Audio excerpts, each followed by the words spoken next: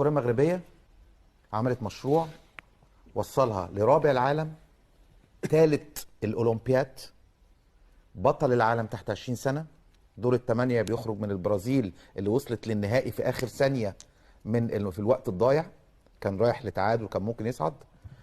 بتاخد كاس افريقيا للمحليين، بتاخد كاس افريقيا للسيدات، والجيش الملكي بياخد كأس العالم للصالة وكاس العالم للصالات، وبتاخد بطوله الجيش الملكي للسيدات بياخد بطوله افريقيا او وات ايفر.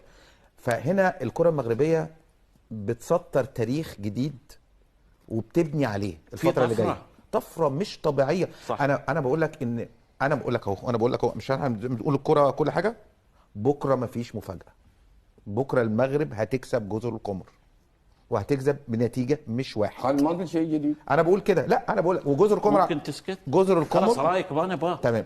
نمره 2 كره القدم مش معنى ان انا بقيت رابع العالم يبقى انا لازم اخد كاس الامم، مش مالهاش علاقه. كيف يعني ممكن ابقى ومش معنى ان مصر خدت كاس الامم صح يبقى هتروح. ما احنا لغايه دلوقتي في مصر عندنا مشكله ان احنا رحنا كاس عالم 4 مرات ما كسبناش ولا ماتش في كاس العالم. ففكره اللي المغرب بتعمله ده حاجه فوق الخيال.